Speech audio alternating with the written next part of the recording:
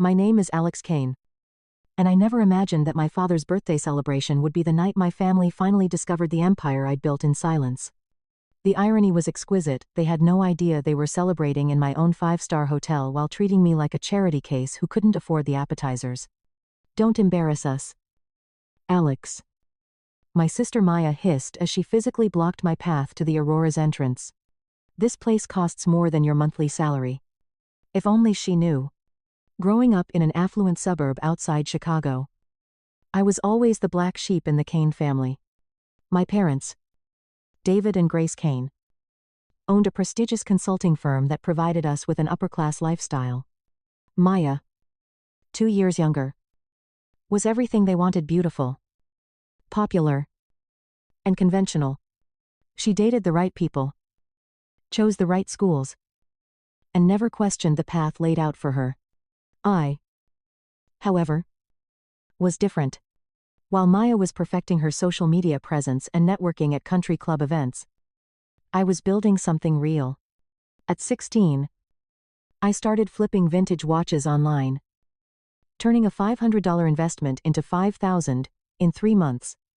My parents dismissed it as playing with toys. "Look at your sister," my mother would say, catching me researching market trends late at night. "She's building connections that matter." That's how real success happens. When I announced my intention to study hospitality and business instead of law or finance, the disappointment was crushing. "Hotels," my father scoffed during a particularly brutal family dinner. "You want to be a glorified janitor, we didn't raise you to aim so low." Son. Their disapproval only fueled my determination. While they paid for Maya's Harvard MBA, I funded my own education through scholarships and 3 jobs: morning shifts at hotel reception, afternoon classes, and evening shifts at an upscale restaurant where I learned more about luxury service than any textbook could teach. During my junior year, I met Professor Sarah Chen, who recognized something in me that my family never had: an unshakable vision and an ability to spot opportunities others missed. "You see potential where others see problems, Alex," she told me after I presented a case study that impressed the entire department. "That's the mark of a true entrepreneur." Through her connections, I landed an internship at the prestigious Metropolitan Hotel Group. While other interns fetched coffee, I spent every spare moment analyzing their operations, identifying inefficiencies, and quietly developing solutions. 3 months in, I accidentally left one of my detailed improvement reports on Regional Director James Morrison's desk. I was planning to retrieve it before he returned from lunch. But fate had other plans. The next morning, I was summoned to his office, certain I was about to be fired for overstepping boundaries. Instead, James offered me a junior management position. "This analysis is better than what I pay consultants 6 figures for," he said, tapping my report. "We need minds like yours." When I called my parents with the news, their response was predictably lukewarm. "Well, at least you'll have steady income," my mother said dismissively. Though Maya just got offered a position at Goldman Sachs, now that's real success. That was the last time I shared my career milestones with them. They didn't know when I became the youngest hotel manager in Metropolitan's history, increasing revenue by 23% in my first year. They missed my promotion to regional director, my departure to launch Kane Hospitality Consulting, or my acquisition of my first failing property. The key to keeping my success hidden was strategic discretion. I deliberately chose markets outside Chicago, New York, Miami, and Las Vegas, where my family had no connections. I used a business management company to handle all public records and media coverage. When forced to attend family events, I dressed modestly and drove rental cars. Most importantly, I never corrected their assumptions about my financial situation. The Aurora Hotel in New York was a beautiful, historic 5-star establishment hemorrhaging money when I bought it through a shell company. 18 months later, after a complete rebranding and operational overhaul, it became the crown jewel of what would become a boutique luxury hotel empire spanning 7 properties across the 3 cities. By 32, my net worth had reached 8 figures. The Aurora served as both my flagship and my private residence. I lived in the converted penthouse, surrounded by the success my family couldn't fathom. They remained convinced I was struggling in some middle management position in Chicago. My closest ally became Marcus Torres, the brilliant former military intelligence officer I hired as head of security. Our friendship was built on mutual respect and a shared vision of excellence that my biological family had never provided. The anonymous financial support I'd been providing my family was carefully orchestrated. I hired a wealth management firm to make the payments appear to come from a family trust established by a fictional distant relative. My parents received monthly supplements to their retirement accounts, vacation funding, and holiday bonuses, all while believing their son was barely making ends meet. Everything changed when my father's 60th birthday approached. I hadn't attended a family gathering in 2 years, but this milestone felt significant enough to make an appearance. 2 months before the celebration, a message appeared in our family group chat from my mother, considering the Meridian Restaurant or the Aurora Hotel in New York for Dad's party. Thoughts I nearly dropped my phone. They were considering my hotel, my Aurora, without having any clue I owned it. For a moment, I considered revealing the truth. But something held me back. This was too perfect an opportunity. Aurora has an excellent reputation. I typed carefully, though it might be outside our budget. Definitely not in your budget. Maya replied, with her typical condescension. But I can cover the difference if needed. I suppressed my laughter and offered to inquire about industry discounts through my connections. Mom reluctantly agreed, giving me the perfect setup. I called my general manager, Winston Clark. My family wants to book the private dining room. They have no idea I'm the owner. This should be interesting. Winston chuckled. How do you want to handle it? Give them our premium package. But quote them half price. Tell them it's a special industry discount. And when I arrive, treat me like any other guest until I give you the signal. The week before the event, Maya called with her usual smugness. So you're actually coming. Mom says you got some discount at Aurora. How did you manage that? It's not like you have connections there. Her tone made my decision easy. I would wait for the perfect moment to reveal the truth. Don't worry about it, I replied smoothly. I can handle myself. Just don't embarrass us. She snapped before hanging up. The night before the dinner, Mom called with another delightful surprise. Alex, we've added more guests and we're worried about expenses. Maybe instead of contributing to the bill, you could just handle the gratuities. That way you can participate without straining your situation. I counted to 10. Of course. Mom, I'll take care of the tips. As I hung up, I was literally sitting in my penthouse above the very restaurant where, according to my family, I couldn't afford to eat. The evening of Dad's birthday arrived with cinematic timing. Fresh snow-dusted Aurora's restored Art Nouveau facade, highlighting the architectural details I'd spent a fortune preserving. I deliberately arranged to arrive after my family, claiming a work emergency would make me late. In reality, I wanted to watch their arrival through the security cameras. From my private office, adjacent to the main kitchen, I observed as my family entered 40 minutes early. Mom immediately began her inspection routine, examining everything from the marble floors to the custom floral arrangements I'd commissioned from New York's most exclusive florist. Dad looked genuinely impressed but uncomfortable, adjusting his tie while gazing at the restored ceiling murals I'd hired a renowned artist to complete. Maya arrived with her new boyfriend, Jake, both dressed as if they were attending a nightclub rather than an elegant family dinner. She immediately took charge, speaking loudly to the concierge and gesturing dramatically as if she owned the place. I watched Winston personally greet them and escort them to the Winston Lounge named after my general manager. A detail that never failed to amuse me, where champagne and hors d'oeuvres were already waiting. Mom's surprise was evident even on the small monitor. I'd authorized far more luxury than their modest payment could cover. Time for my entrance. I descended in my private elevator, exited through a side entrance, and walked around to approach through the main lobby like any other guest. As I was about to follow my family into the restaurant, Maya appeared from the hallway. Her eyes swept over me with instant judgment. Wow. You actually found something decent to wear. Did you rent it? Hello? Maya, you look lovely, I replied, refusing to take the bait. Then she noticed Marcus entering in his impeccable suit. Oh no. Don't tell me you brought a date to Dad's birthday. This is family only. Alex. Before I could respond, Mom appeared beside Maya. Finally, we've been waiting forever. She barely glanced at me before focusing on Marcus. And who is this? We weren't planning for extra guests. This is I began. But Marcus smoothly intervened. Good evening. Mrs. Kane.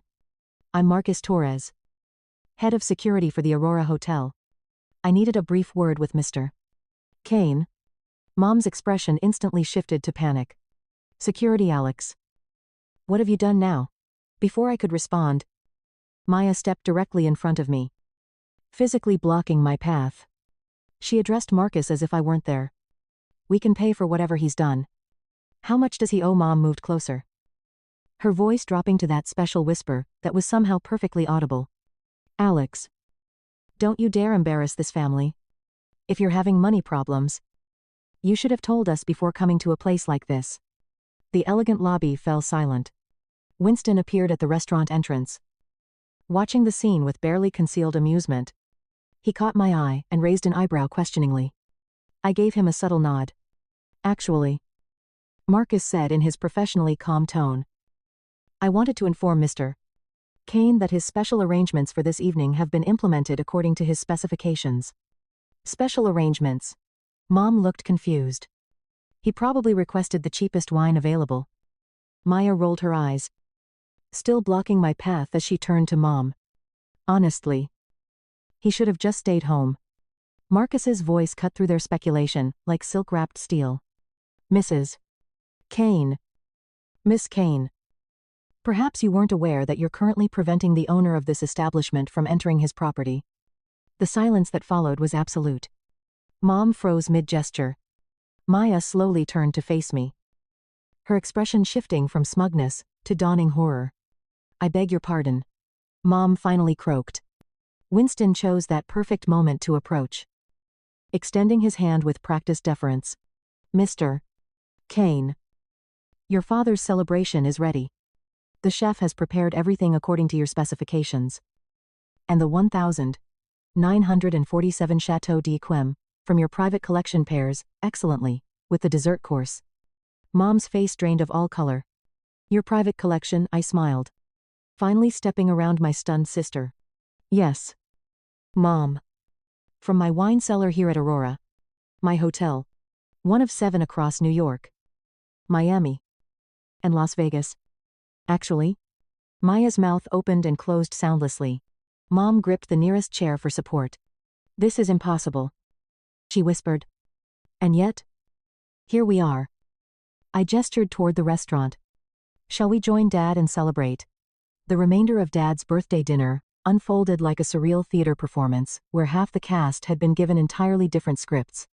Dad, initially shocked by the staff's deference toward me, recovered faster than Mom and Maya.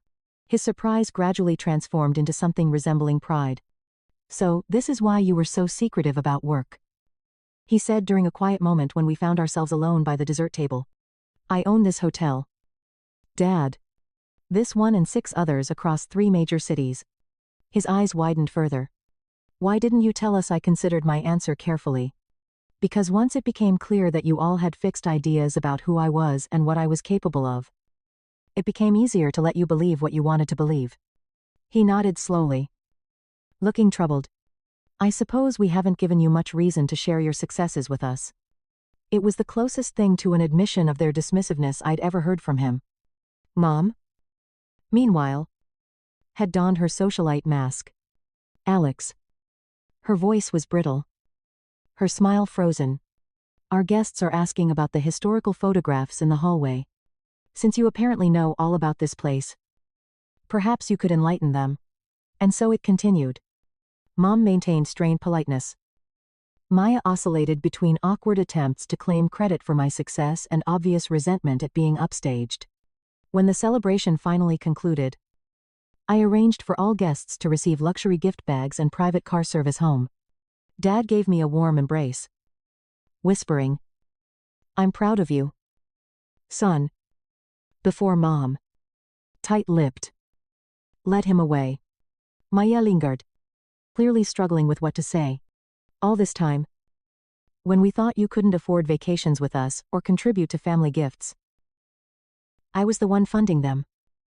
I finished for her, gesturing to the elegant surroundings around us. The Hawaii trip for Mom and Dad last year, the Christmas bonuses, all from me? Through a family trust I established. Mom told everyone it was from some distant relative who got lucky. Maya looked genuinely confused. She said what I laughed without humor. Of course she did. God forbid I actually succeed at something she disapproved of. After they left, I returned to my office with Marcus. Quite an evening, he said, loosening his tie. How are you feeling? I considered the question. Swirling wine in my glass. Relieved. Vindicated. Exhausted. Sad. All at once. Any regrets about the reveal? No. I paused. About the years of distance, maybe. Dad was always more reasonable than Mom or Maya. But never reasonable enough to stand up for me when it mattered. So what happens now tomorrow? When the shock wears off? That was the crucial question. I knew this was only the beginning of a complex renegotiation of family relationships. Mom would either demand explanations or attempt to rewrite history. Maya would vacillate between resentment and attempts to leverage her connection to me. How will you handle it? I set down my glass, suddenly feeling confident. I'll establish boundaries. Clear. Firm ones. This isn't about revenge or gloating. This is about demanding the respect I should have always received. Marcus and I spent the next 2 hours mapping out a strategy. I decided to consult with Dr. Elena Vasquez, the therapist I'd been seeing intermittently, to ensure my approach was constructive rather than destructive. As predicted, my phone rang at 7:30 the next morning. Mom. I let it go to voicemail. A text from Maya arrived immediately, followed by an email from Dad that simply read, "When you're ready to talk, I'm ready to listen." That email, so different from the demanding messages from Mom and Maya, gave me hope. That afternoon, Dr. Vasquez told me something crucial. The question isn't whether you should forgive them. The question is what kind of relationship you want moving forward. And what boundaries are necessary for that relationship to be healthy for you. By evening, I had a clear plan. Sitting in my penthouse living room overlooking New York's skyline, I finally responded to Dad's email with a simple message: I'm ready to talk. Tomorrow. 2 o'clock. My office at Aurora. It was time to rebuild family relationships with the same intentionality I'd used to build my business empire. When Dad arrived at my office the next afternoon, with its panoramic views of Manhattan, he seemed smaller and less imposing than the figure from my childhood memories. After an awkward silence, he spoke first. I don't know where to begin. Alex, I'm still trying to process all of this. Start with the beginning. Dad. My voice was steady. When I got my first management position, when I started my company, when I tried to share my victories, your responses were always the same. Dismissive at best. Hostile at worst. I reminded him of specific instances. And to my surprise, he didn't deny them. His face flushed with shame. I remember, he said quietly. I was wrong. We were wrong. What you've built is remarkable. Alex. That simple. Belated acknowledgement hit me with unexpected force. I laid out the boundaries I'd established with Dr. Vasquez's help. Individual relationships with each family member. Zero tolerance for mockery or dismissiveness. Complete transparency about financial matters going forward. Then, I told him about the anonymous contributions I'd been making to their retirement accounts for 3 years through the family trust. He was stunned. All this time, we treated you like a failure. And you were quietly supporting us. The next day, as expected, Mom showed up at the hotel unannounced. Winston politely informed her that she needed an appointment. Her indignant phone call followed immediately. What's this about? Alex, I'm being treated like a stranger.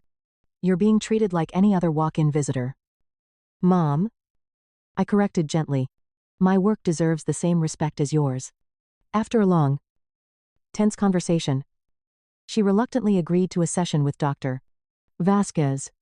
Maya proved more adaptable, though not necessarily more sincere. She arrived with Jake, gushing about the amazing hotel with newfound sisterly pride. "I always knew you had it in you," she claimed during the tour. "We should discuss potential partnerships. Family rates would benefit everyone. I don't offer family discounts." "Maya," I said pleasantly but firmly, "I value our relationship too much to complicate it with business arrangements." The family therapy session was tense. I calmly presented my perspective, citing specific examples of their dismissiveness over the years. The breakthrough moment came when Mom finally voiced her primary grievance. "Why did you hide your success from us? Do you have any idea how humiliating it was to discover it in front of all our friends? Because every time I shared something with you, you diminished it." I replied calmly. After years of that pattern, it became easier to keep things to myself than to constantly have my achievements belittled. Something in my measured response seemed to finally penetrate her defenses. She fell silent.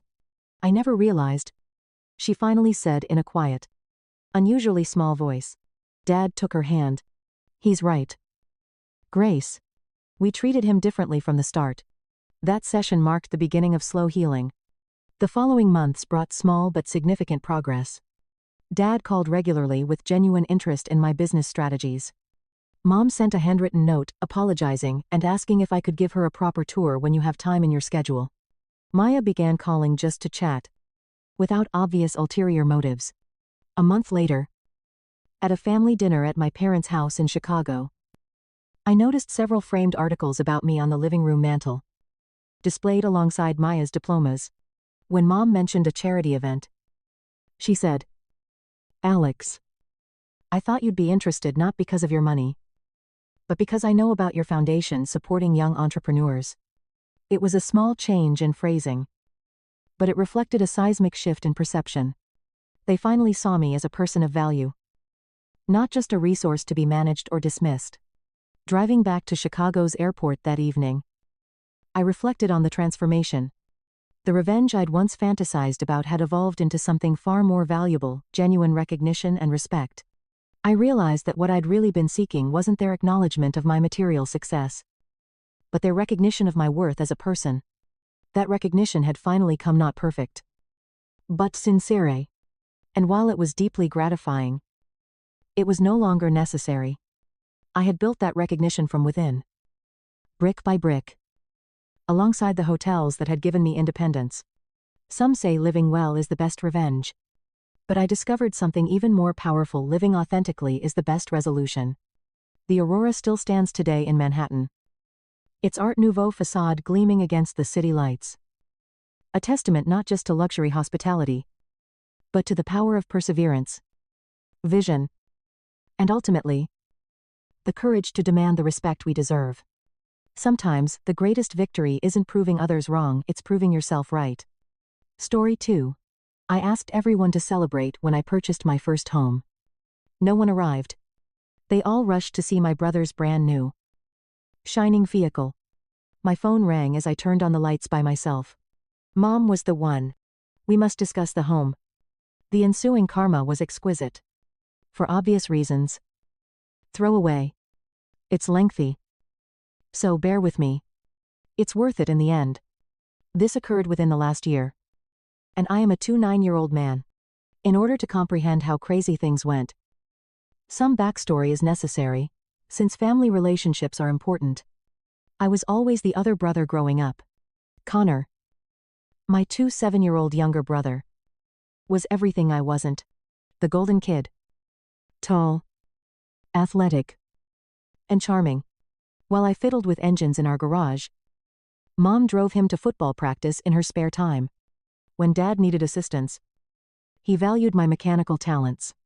However, it was evident where the family's focus went. State University offered Connor a half-football scholarship. The whole family drove 3 hours to watch sports, and there was a big celebration with Mom sobbing and joyful tears. Since I knew what I wanted and couldn't afford 4 years of college, I enrolled at a community college to study automotive technology. Connor persevered until he blew up his knee in his sophomore year. He dropped out and went home rather than completing his degree. After I graduated and started working at Peterson's Auto Service, beginning with oil changes and working my way up, Mom made a lot of excuses. I saw Connor change jobs for 5 years. While his mother allowed every failure. He was always talking about his big break at car lots, furniture shops, and electronics merchants. She would assist in creating fresh resumes once he was dismissed for arriving late. She would discreetly pay his expenses when he spent his income on pricey clothing. I took care of myself by living in a small studio apartment, saving every penny, working 6 days a week, eating more ramen than anybody should, and driving a beat-up Honda Civic. I had a purpose. But I had no social life. Purchase a home. My own property. Last spring. After 5 years of slogging, I finally accumulated enough for a down payment. Found this wonderful little ranch on Maple Street. 3 bedrooms. 2 bathrooms. Nice kitchen. And a 2-car garage for a great workshop. Listed at $185. Ling ling ling. And I could put down $37. Ling ling ling. The day I closed was the finest day of my life. When the realtor gave me the keys, I sat in my vehicle for 10 minutes, staring at my home. No more tiny walls. No more landlords. No more feeling transient. This was mine. I'd earned it via 5 years of struggle. I spent that Thursday evening going around empty rooms, preparing everything. This bedroom would be my workspace. This one, a guest room.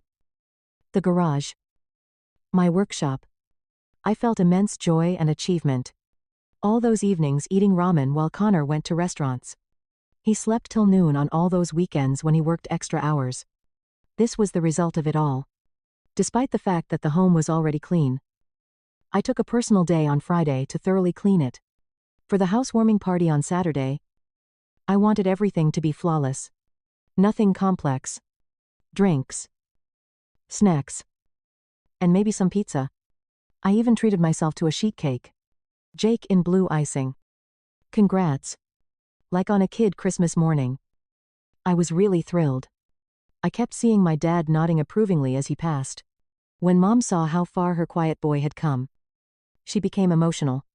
Connor may be volunteering to help carry furniture, but he is also making lighthearted remarks. I texted our family group chat on Friday night. Tomorrow at 400 p.m.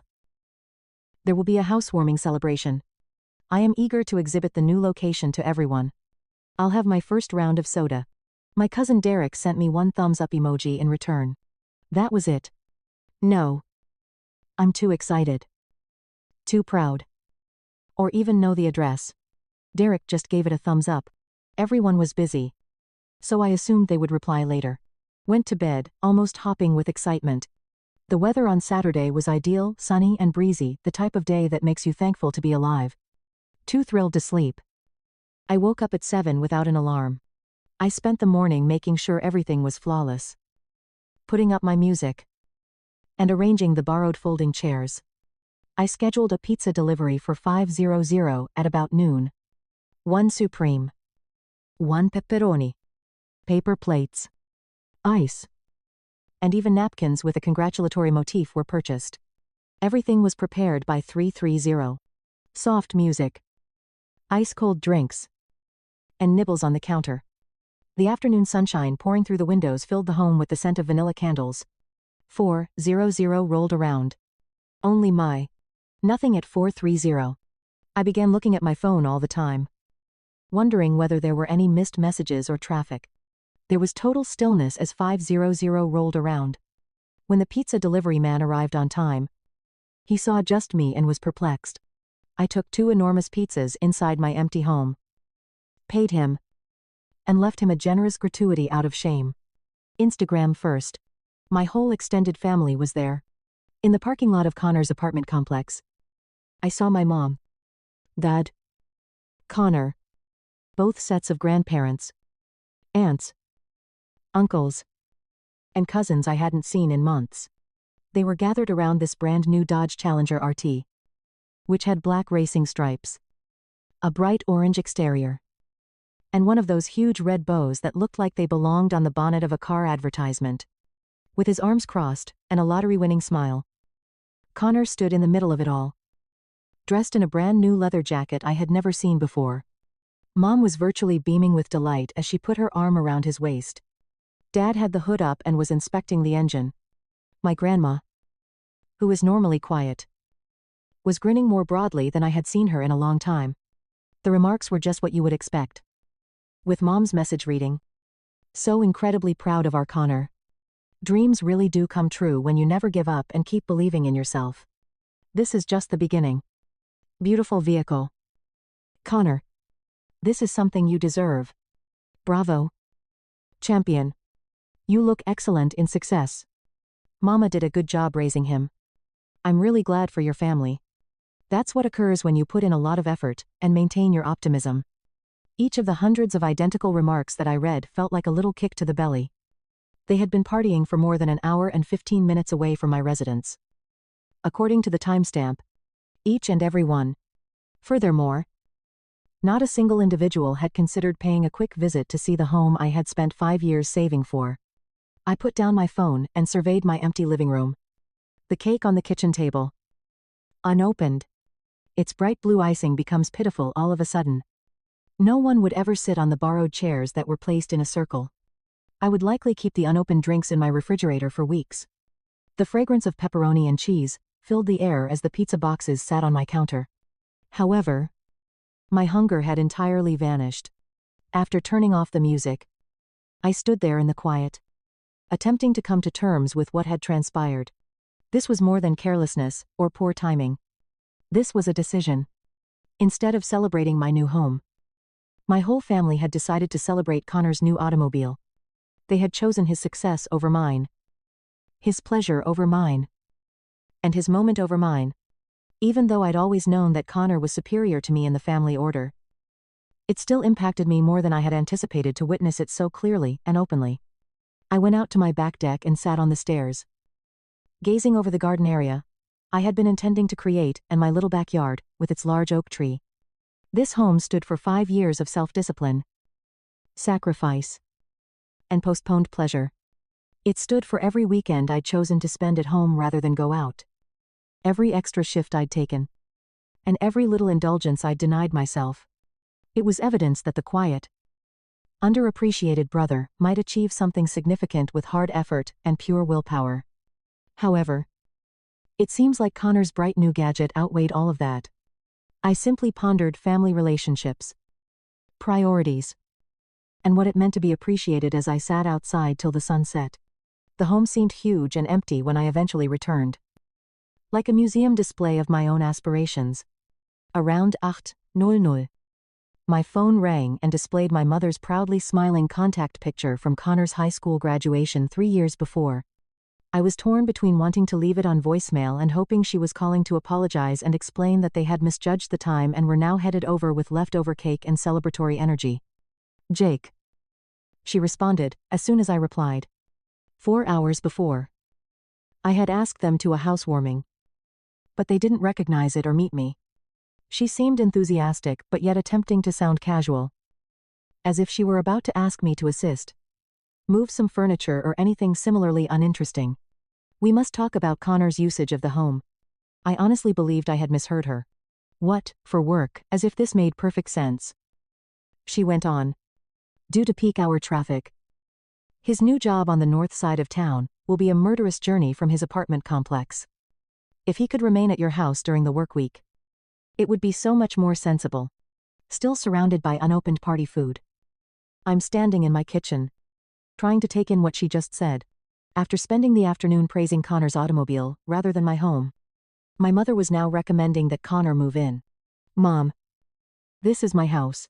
"Of course, it is. And we're all so proud of you," she said rapidly, as if she were crossing something off her mental to-do list. "When Connor eventually got this fantastic chance at Morrison Luxury Automotive, he said, 'But you have to think practically here. They sell Mercedes, Hostess, BMWs, and more.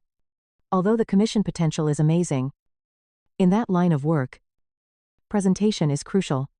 Morrison Luxury Cars. That dealership was someone I know. Upscale establishment that caters to attorneys and physicians. They recruited anybody who was willing to work on a pure commission. So they went through salesmen like Kleenex. When they learned how hard it was to start from scratch with a clientele, the majority of individuals left within 3 months. She persisted in saying that this would only last until he could afford to move closer to the work and obtain his own house. In any case, the spare bedrooms are simply sitting there unoccupied. Extra bedrooms are simply lying there. As if I purchased a home to run a boarding house for relatives who were unable to support themselves. She added that he could even help with the house payment. But her tone gave the impression that this was more of a hypothetical than a real commitment. I surveyed my kitchen. I tried to see Connor's filthy dishes piled up in my sink, surrounded by my spotless surfaces and well-chosen appliances. No one even showed up for my housewarming today. Mom. Oh. Sweetheart. At the last minute, Connor's automobile situation came together. Everything occurred so fast. And the dealership offers these Saturday deals. We would have visited later. But with all the paperwork and festivities, it was becoming late. On Saturdays, the dealership shuts at 6:00. The time now was 8:15. This is truly a fantastic chance for Connor, she said without pausing. You are aware of the difficulties he has had since his college dreams were interrupted by the knee injury. Finally, he's discovered something that may launch his career. Jake. Family supports family. It seems that there is just one way that family can aid family. I said. I need time to think about this. Mostly to avoid saying anything I would later regret and to get off the phone. What is there to consider? With real confusion in her voice, she answered. Connor is not seeking a permanent residence. Only during weeknights. You won't even notice him working since he will be putting in so long hours. I went through my 3 bedrooms after I hung up. The ones she had said were just sitting there. Empty. My home. I had put in 60-hour weeks to pay for the home. No one in my family had bothered to celebrate or visit the home. And they wanted to give it to Connor as if it were a family asset that could be used by everyone. I used the party items to make a sandwich for myself, and sat at my kitchen table to eat in quiet, while I attempted to understand what had transpired. In a single day, I had transformed from a happy homeowner hosting a party to a person whose family was already preparing to divide his property to better accommodate Connor's requirements. 8 new messages appeared in our family group chat the next morning, which served as a wake-up call. While I was asleep, 8 communications about Connor's housing status were sent. Mom. Jake. Connor is in dire need of an explanation about the housing arrangement. He will begin work on Monday. Don't worry too much about this. Son. Dad. It's the sensible answer. Connor. I may have the commuting thing worked out. Dude. Since I've already told my new employer. On my first day. Don't make me appear awful. Uncle Rick. Provide a hand to your brother Jake. His big break could come from this. Helen. Grandma. Connor is really driven. You need to provide assistance. Connor, once again. Literally. Monday through Thursday. It's simply a place to sleep. I'll bring everything. Even meals. Come on. Dude. Derek. Simply allow him to be there. What could possibly go wrong, Aunt Linda? Families remain together. Don't be obstinate about it. As I gazed at these messages, I became aware that, at some point throughout the night, this had ceased to be a request and had instead evolved into an expectation. Connor had previously presented his proposal to his supervisor. The family had already made the decision that this was taking place. No one has inquired about my feelings over people sleeping in my home, using my utilities, and taking up my space. They had just decided that Connor should have one of the additional bedrooms I had. Mom called again around lunchtime. She left a lengthy message, which I replayed twice, in an attempt to make sense of it before letting it go to voicemail. I'm not sure why you're being so tough on me, Jake. My love. With this new position, Connor is under a lot of strain. In addition to petrol and insurance, the monthly automobile expense alone comes to $670. Right now, he needs our aid. And you are the only one who can provide him the precise assistance he needs. Families support one another in this way, when someone has the chance. A vehicle costs $670 a month. With property taxes and insurance included. My monthly mortgage payment of $1. $240 paid the whole cost of the home. I had to confront my parents in person before things worsened. So I went over to their house that afternoon, since this situation was absolutely out of hand. Their driveway was dominated by Connor's Challenger, which gleamed as if it had been expertly shined that morning. He was splayed out on the sofa in what seemed to be another new outfit. A fancy shirt and slacks that probably cost more than I spend on groceries in a month. As I could see through the living room window, Mom opened the door as I knocked, her face beaming with anticipation as if she were welcoming a long-awaited visitor. Jake. Just in time. Enter. All we were doing was figuring out the details. Logistics, as if Connor's move into my residence was already finalized and only needed scheduling information. I followed her into the living room, where Connor was lounging on the sofa and browsing through his phone. And Dad was reading the newspaper in his normal chair. Paperwork, including what seemed to be insurance papers, employment records, and a notepad with Mom's handwriting in it, covered the coffee table. Mom started, clearly excited. As she settled into her chair, Connor should occupy the bedroom nearest the main bathroom. In our opinion, that room offers the finest natural light for spreading out his work attire, and he will require easy access to get dressed in the mornings. I interjected, saying I didn't consent to any of this. With a hint of frustration, Connor glanced up from his phone as if I were being unreasonable in a petty matter.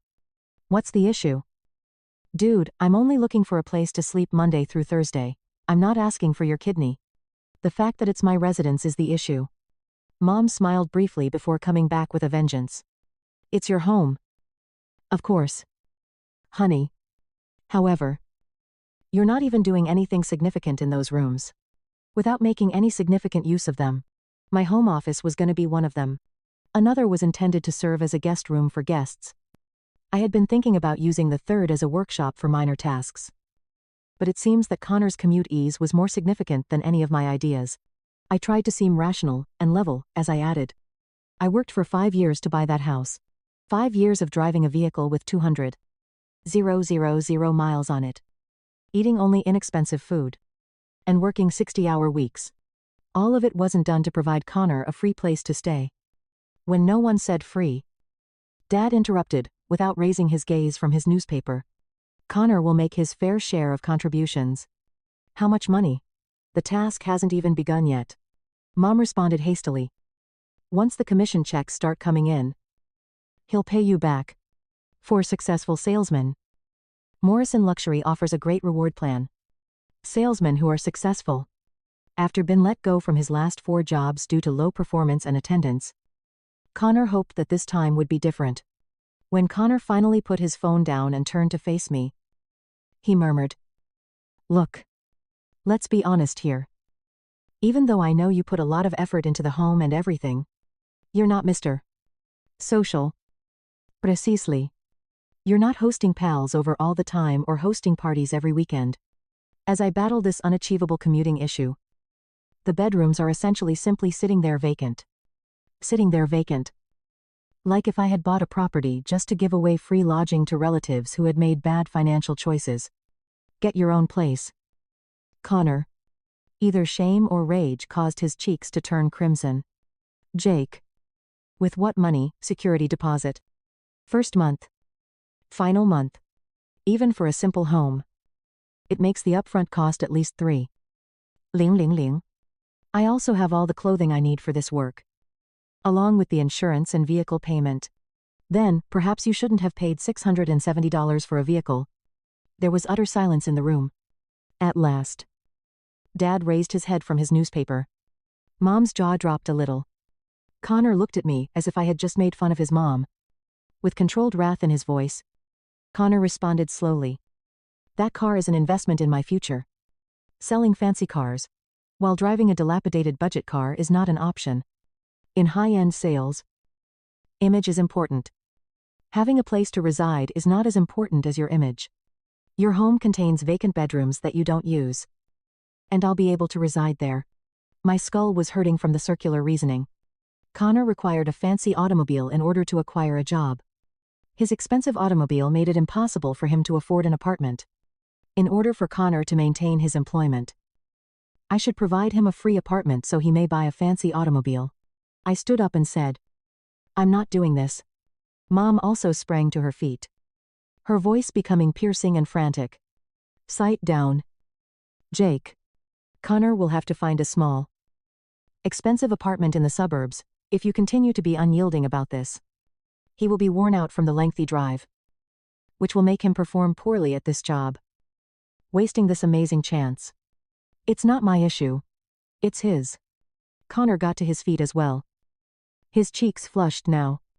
Jake. You know what, I always assumed that you would be delighted to share your good fortune with your family when it eventually arrived. I suppose my assessment of your true nature was incorrect. I almost laughed at how blatantly evident the trickery was. Poor Connor, whose own brother refused to give up his personal space and privacy to address issues brought on by Connor's bad financial choices. I responded, You're right, and started to go to the door. You were wrong about me. I walked out without saying anything more. But as I was walking to my car, I heard my mother's voice rising behind me. It was about disappointing her and being loyal to the family. Later that night, I received a number of calls from extended family members who had obviously heard my mother's side of the story.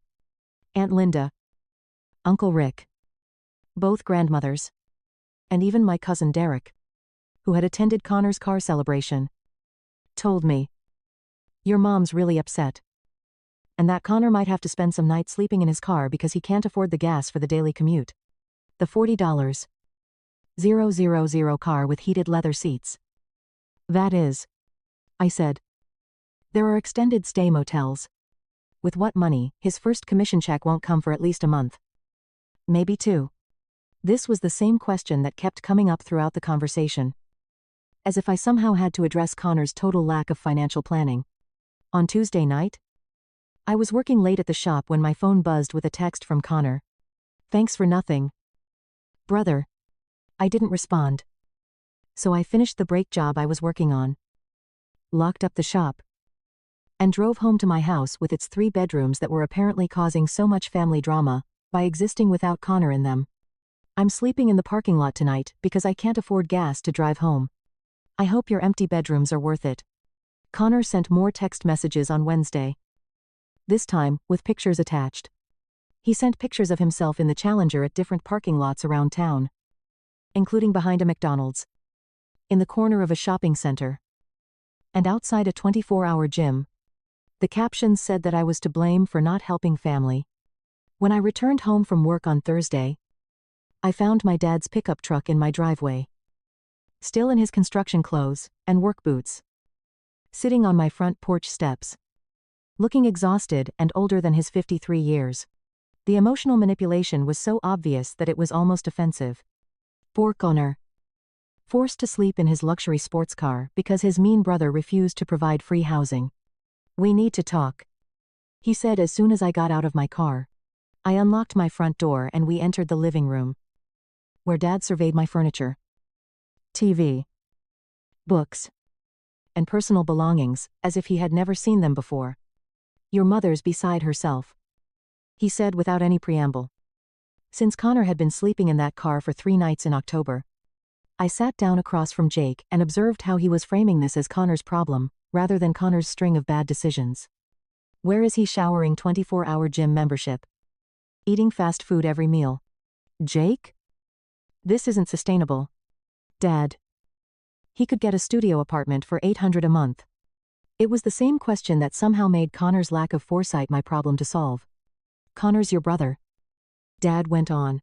Family helps family. I've been helping this family for years, I said. With what money for the deposit, he asked. Spending his savings on work clothes and the down payment for the car.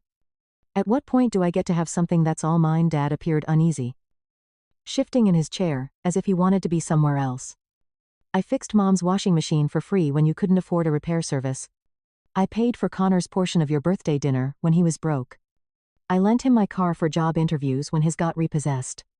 Jake, your mother has already called your uncle about possibly co-signing an apartment lease for Connor. But that would mean taking on debt we can't afford. This is different. This is temporary. And it's Connor's big chance. It's his 5th big chance in 3 years. Jake, you can solve this problem right now tonight by simply letting him stay in one of your spare rooms. Instead of a grown man who had never lived on his own and had no idea of boundaries or responsibility. He sat in my kitchen after the lift, disrupting my morning routine with someone else's shower schedule, and mentally listing all the things that would change if Connor moved in. Even for a short time. Connor had never lived anywhere but our parents' house. And he had never paid utilities, maintained property, or dealt with any of the responsibilities that come with having your own place. My evenings were filled with the sound of television or phone calls. And my kitchen was overrun by someone else's dirty dishes and food preferences, turning my peaceful haven into a shared space where I would have to compromise on every choice. It was ridiculous to think he would be a polite temporary house guest. On Friday morning, I received the text message I had been anticipating. It was day 4 of sleeping in my car. But at least you got to feel good about your priceless home. That evening, Connor arrived at my place of employment as I was packing up the store. Pulling into the parking lot in his Challenger, he said, "We need to settle this." As he walked over to where I was locking the front door, "There's nothing to settle. Find your own place." Music was blaring through the windows as he left in yet another pricey outfit. Designer jeans, and a polo shirt that probably cost more than my weekly grocery budget. "I've been sleeping in my car for 4 days. Jake, do you know what that's like?" I looked at his car. With its high-end sound system, leather interior, and climate control. Then I looked back at him, wearing expensive clothes and carrying the newest iPhone, which I thought looked pretty comfortable. His face flushed. This isn't a joke. The total lack of self-awareness was astounding.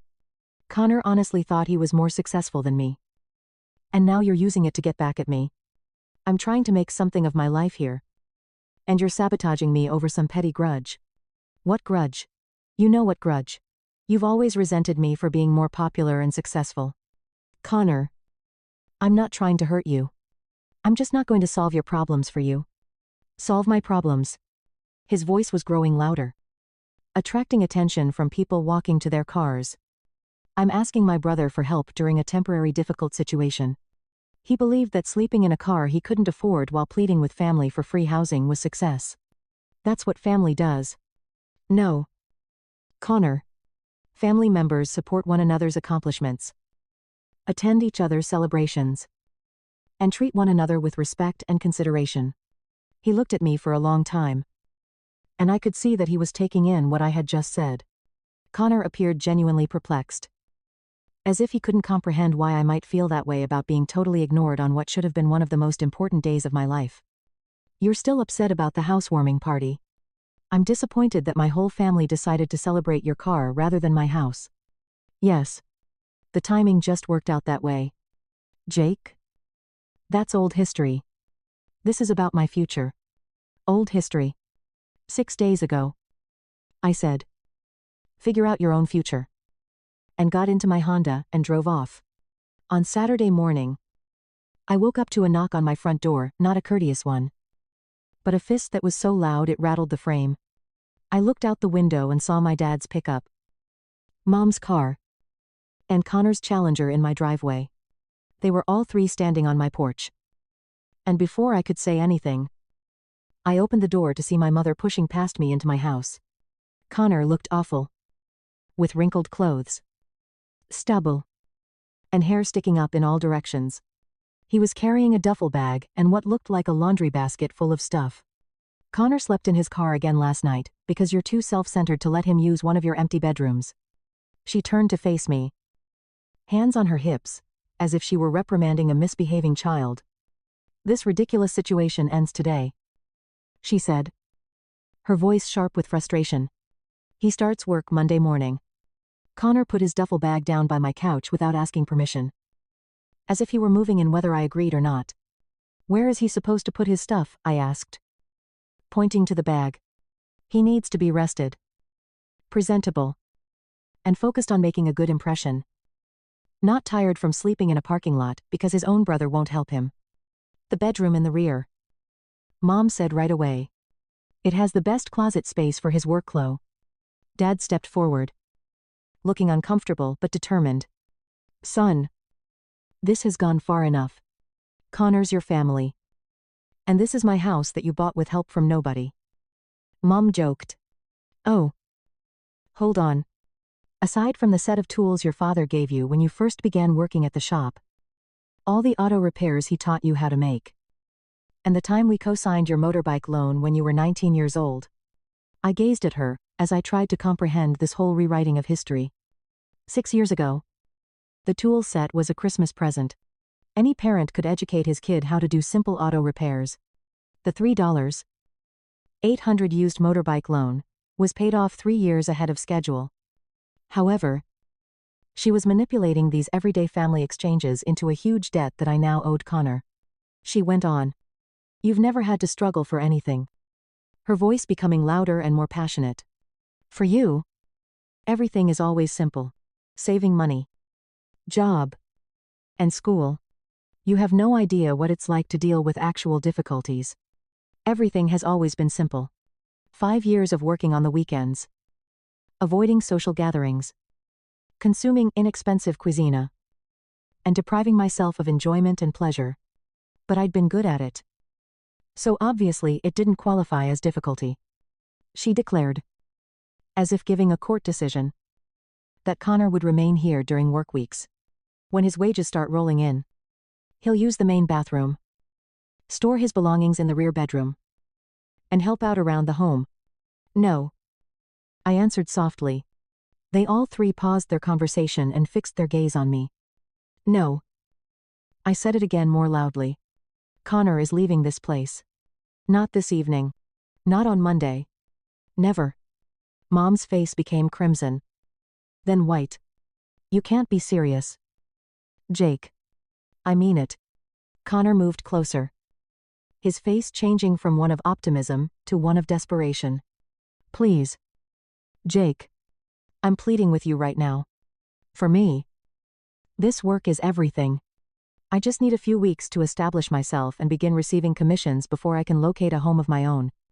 After a few weeks turned into a few months, Connor would just move in there permanently and keep making excuses about why he couldn't afford to leave. Find another place. I replied. Mom lost it. How could you be so self-centered when you have the ability to assist your brother? How can you just watch him suffer? I will not inflict pain on Connor. Connor is suffering as a result of his bad choices. Bad choices. She was becoming harsh in her voice. He made a bad choice by purchasing an automobile that was suitable for his line of work. It's a bad idea to accept a job with limitless earning possibilities. It's a bad idea for him to get an automobile that he cannot afford. It's a bad idea to accept a job without budgeting for necessities. At last, Dad raised his voice. Forceful but exhausted. Just let him remain till he stands up. Jake. No. Because of his pride. You will ruin his chance. I will defend my house and my tranquility. Mom was looking at me as if I had changed into a monster in front of her. As if she had never seen me before. All right. She responded in a chilly tone. We know where we stand if you really are that sort of person. She took hold of Connor's duffel bag and pushed it in his face. Connor. Hurry up. We'll come up with something different. Without saying another thing, they departed. Connor followed his parents as they hurried to their cars, staring back at my home with a look of betrayal and sadness. After seeing them drive off, I returned inside and secured the door. My hands were shaking with relief. Not remorse or dread. My home felt like it was mine again for the first time in weeks. Over the following several days, a professional politician would have been impressed by the campaign of deception and guilt. Social media postings, voicemails, texts, and phone calls from family members expressing their disapproval of my lack of loyalty and selfishness. However, I had already made up my mind and was not going to change it. After 2 weeks, the whole house of cards collapsed in the most exquisite, Camaldri und Männer imaginable. My phone began vibrating with alerts Tuesday morning while I was at work. The volume of notifications pouring in indicated that something significant was occurring on social media. Derek sent the initial message. Have you seen the post from Connor? I hadn't. But as soon as I opened Facebook, I saw it. A photo of Connor sitting on what seemed to be a hotel bed with a lengthy, wordy message beneath had replaced his previous profile image. Life may sometimes teach you difficult truths about your true family. I lost my ideal job yesterday because I was unable to keep up the polished appearance needed to sell expensive cars. I think I learned something important about how some people care more about their possessions than their own flesh and blood. Even though I lost my vehicle to the repo company this morning. It's a fresh start. But at least I know who I can trust. The feedback was flooding in. Connor. What happened? I apologize. There's no way your brother would assist you. That's awful. Families should remain together. Remain resilient. You'll overcome this. Before I could read every comment, my phone started ringing. Of course. Mom. Connor and Jake lost everything. Everything, his vehicle. His job. And you are to blame. What precisely took place yesterday? He was let go. He was too worn out and stressed out from his living circumstances to compete with the other salesmen. When the challenger was unable to make the payment this morning, they took him back. I had a strange combination of regret for Connor and approval of my own choice. It had happened just as I had expected. Connor had incurred debt that he was unable to pay. And everyone expected me to soften his fall when the inevitable collapse occurred. Now, where is he staying? On Route 9. A cheap hotel. Paid with his last salary for a week. Then she broke down in tears. I'm sorry, Connor is having difficulties. Mom. But I'm not to blame. You are to blame. Through the tears, she let out a scream. If you had only assisted him, he may have been able to keep that job. He had the ability to make it work. After she hung up, I remained in my office, contemplating cause and effect. Personal accountability. And the distinction between assisting someone and allowing them to make bad decisions. Dad phoned that night. His tone had changed to one of despair and exhaustion. Jake Connor is in serious danger. He's contemplating moving out of town. Claims that nothing is left for him in this place. Perhaps a new beginning would be beneficial for him. It's been 2 days since your mother stopped sobbing. She accuses herself of pressuring him to accept that position. Accuses you of preventing him from keeping it. Dad? Connor made decisions on his own. He's still your brother. Even though I am aware of it. I took a car to the hotel where Connor was staying the next day. He located his room and knocked. He seemed 5 years and 2 weeks older when he opened it. The self-assured, arrogant man with the new automobile and leather jacket had vanished. To be replaced by a dejected and broken-down figure. Come to see the wreckage, he said. His voice without any vigor. Come to talk. Connor explained the true events to me as we sat in the uncomfortable hotel chairs. How his attendance and poor performance at Morrison led to his dismissal after precisely 12 days. How his poor sleep in his automobile had been making it difficult for him to remain awake during sales presentations. How his first commission check had been completely depleted by the vehicle payment and insurance, leaving him with little left over for basic needs like food. At last, he acknowledged that he made a mistake. The vehicle. The demands of the work. Everything. Connor. You were correct. I had no intention of being correct. I was attempting self-defense. I am aware. And I no longer hold you responsible. I spent so many years having everyone else fix my mistakes that I never learned how to actually solve my own problems. He gave me a sincere expression of regret. I'm sorry, Jake, for assuming I could just take over part of your house. For all the pressure and guilt trips. For missing your housewarming party because I was too excited about my own stuff to think about anyone else. It was the first real apology I'd gotten from anyone in my family about any of this. The next day, Mom called with a very different tone than before. Jake. Connor told us he's planning to leave town. Going to stay with his friend Tommy in Phoenix. Try to start over there. Maybe that's not a bad idea. I know you're still angry with us with me. And you have every right to be. There was a long pause before she continued. I enabled him. Didn't I? For years, every time he made a mistake, I found a way to fix it or make excuses for it. I thought I was being a good mother. But I was really just making him weaker. Mom. You were the responsible one always. And instead of appreciating that, I took it for granted. I expected you to keep being responsible while I protected Connor from the consequences of his irresponsibility. She was quiet for a moment. The housewarming party.